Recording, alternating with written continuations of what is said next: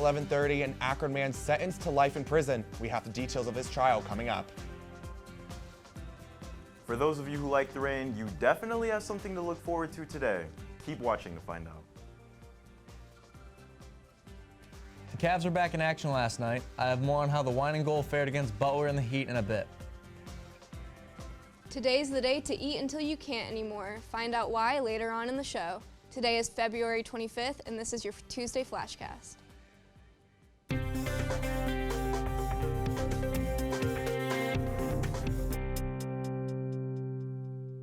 Good morning, Portage County, and thanks for joining us today. I'm Shane Troyano. And I'm Bella Hagey. This morning, a tractor trailer went off the highway on Interstate 76 west of State Route 94, causing a westbound lane to be closed. The driver was not hurt. Ohio State Highway Patrol said the scene was still being cleared at this morning, and the right lane is still closed to make room for the two trucks. Early voting is in effect in Portage County this week for the March 17th Ohio primary. Director of the Board of Education, Faith Lyons, said early voting will take place between 8 and 5 p.m. on weekdays and will take place on the first floor of the Portage County Administration Building. During the week of March 2nd, weekday voting will be the same, but a Saturday voting will be added between 8 a.m. and 4 p.m. And the same goes with the week of March 9th with an added Sunday session from 1 to 5 p.m. on March 15th. Also, a strong performance has manufacturers across Northeast Ohio expecting this year to bring continued growth in revenue and profits, according to the 2020 manufacturing report. Manufacturing is the second largest business segment behind healthcare, but it contributes to roughly half of the region's economy. With hopes being high, companies will also be looking to fix ongoing issues highlighted in the survey, such as a shortage of workers.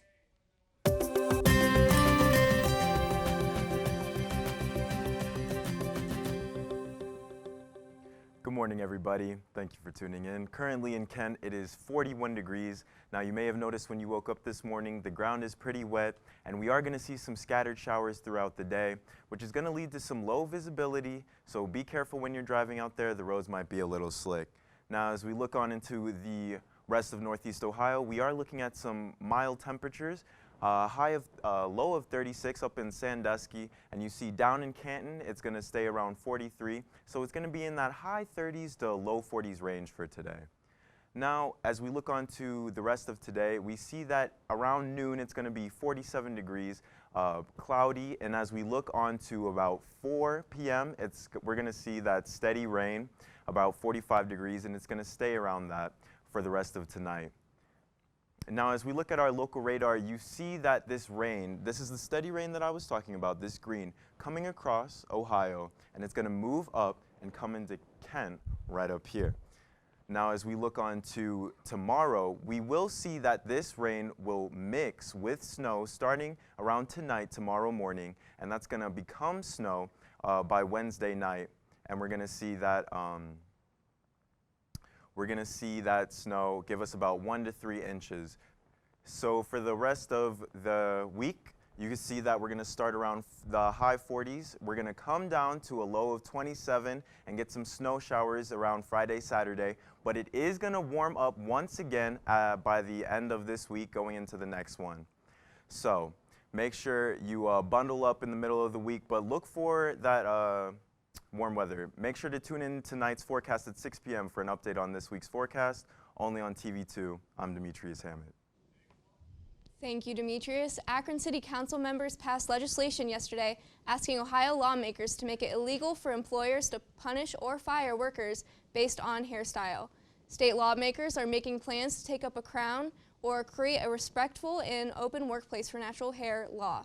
Akron Ward 5 Councilwoman Tara Samples said no federal law prohibits workplace discrimination against natural hair. However, in recent months, many cities and states have considered crown legislations.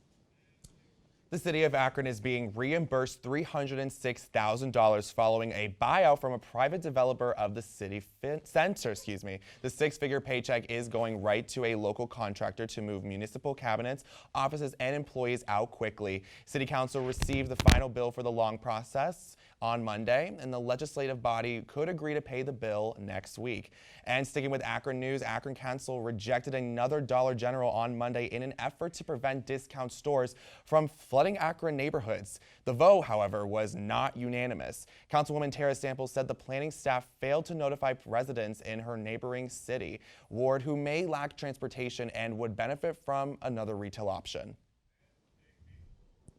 Linda Smith, whose son was fatally shot, says she feels for the man convicted of her son's murder. Christian Pittman faced court alone during his trial and sentencing. He only had his 2 attorneys by his side.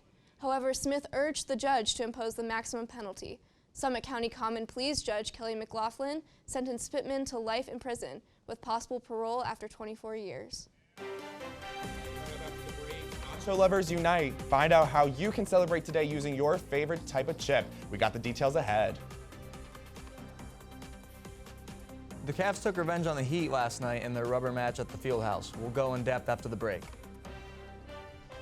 The White House asked for money to combat the coronavirus, but is it enough? Find out later on. Hey guys, I gotta tell Michaela. What? Oh my gosh! They would not believe.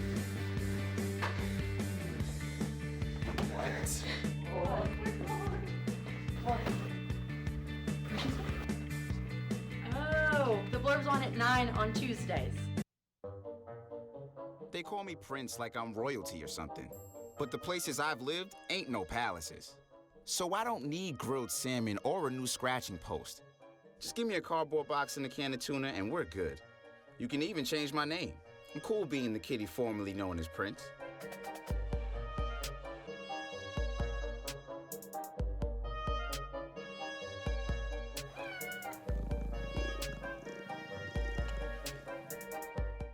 Could be closer to the end than the beginning if State Representative Bill Warmer gets his way. Welcome back, Portage County. The Richfield Republican said Thursday that he and fellow Ohio House Republicans are targeting the program for elimination after nearly a quarter century of mandated vehicle emissions testing. Even some Democrats were on board as well. Romer said that the e-check hits particularly with the poor and working middle class who might only have one working car, and that it is best to remove it. With the recent proposed marijuana legalization constitutional amendment, Ohio medical marijuana growers are among a new coalition working to legalize recreational sales and use. The amendment would allow anyone 21 and older to buy, consume, and possess up to 1 ounce of marijuana and grow up to 6 marijuana plants. Existing medical marijuana businesses in Ohio would have first pick on the recreational market beginning in July of 2021. A task force on conviction integrity and post-conviction review is being implemented by Supreme Court Justice Maureen O'Connor to combat Ohio's large number of wrongful convictions. The National Registry of Exonerations identifies 83 people who have been wrongfully convicted in Ohio since 1989. This number includes 32 people convicted of murder and 8 men who once sat on death row. Members of the force will be named this week, and recommendations are due by the end of the year. Portage County Commissioner Kathleen Clyde is one of 3 Ohio elected officials named to serve as a senior advisor to Joe Biden's presidential campaign in Ohio. Clyde, along with Columbus Attorney Zach Klein and State Representative Tava Golonsky of Akron, will be working to grow support for Biden's campaign leading into the March 17th primary. Biden's campaign says that the officials will not be paid and their responsibilities include lobbying and laying out issues that Ohio Democrats are most concerned about. I don't want to be explaining why our nominee is encouraging people to look on the bright side of the Castro regime when we're going into the election of our lives. Democratic rivals to frontrunner Bernie Sanders are preparing to try to knock him off tonight in another debate before the critical South Carolina primary. Sanders is currently on the verge of gaining a significant lead in the delegates needed to secure the nomination, which is leading several candidates to last resorts to stop the momentum. Prospects previewed their lines attacking their Sanders campaign yesterday, and the debate is scheduled in Charleston at 8 p.m. House Speaker Nancy Pelosi called the White House request for $2.5 billion to respond to the coronavirus illness inadequate. Office of Management and Budget spokeswoman Rachel Semmel said the administration's supplemental funding plan was designed to accelerate vaccine development, support preparedness and response activities, and the procedure much-needed equipment and supplies. However, Pelosi said the request is long overdue and inadequate to the scale of the emergency. Over the course of my visit, Prime Minister Modi and I will also discuss our efforts to expand the economic ties between our two countries. We will be making very, very major, among the biggest ever made, trade deals. Yesterday, President Donald Trump refused to speak publicly against a controversial new Indian citizenship law pushed by Prime Minister Narendra Modi. The law has sparked deadly protest over discrimination against Muslims. The law provides fast-track naturalization for some foreign-born religious minorities, but not Muslims. This raises fears the country is inching nearer to a religious citizenship test. And now, your TV2 Sports Report.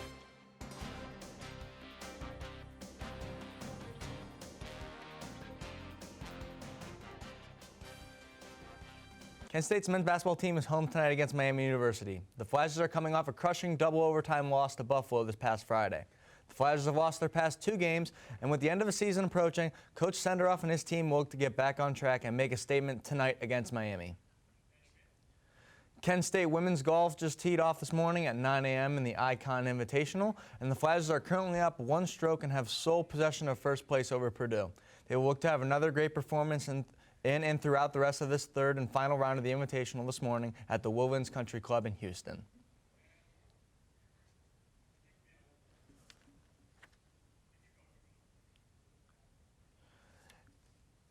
It was all the Heat that started in this one. Here's Duncan Robinson with the 3, and the Heat would take a big lead early over the Cavs.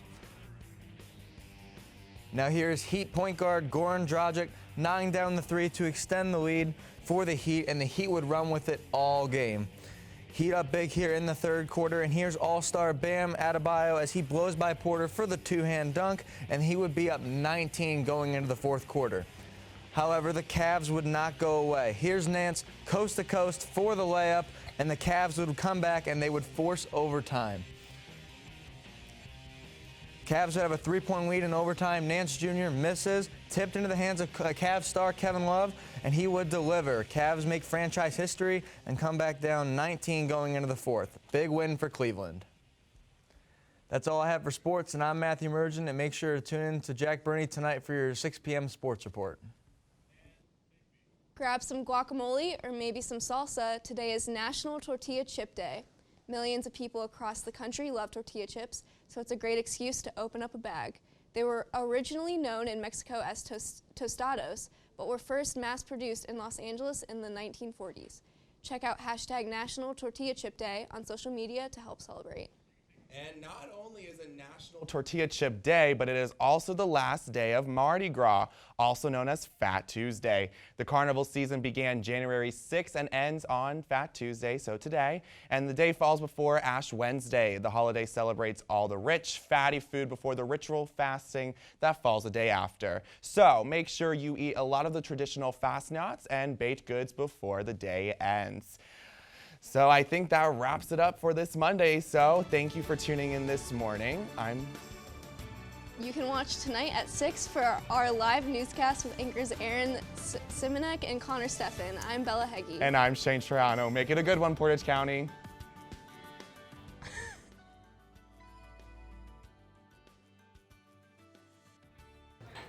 Put the keys down, Kevin. But I'm gonna drive home. There are several warning signs present that you shouldn't be driving. My text to emoji ratio has gotten a little out of hand. A little? Yep, I'm definitely gonna call a ride home. Hamilton was adopted from a rescue in 2008. He's quite the pug about town. He gets invited to a lot of parties. He knows he's a pretty big deal. How could you not love him?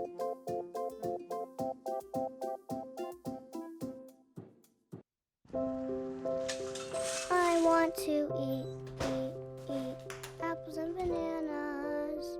I need to eat apples and bananas. Why can't I eat apples and bananas? Support the Feeding America nationwide network of food banks to help provide meals to those in need.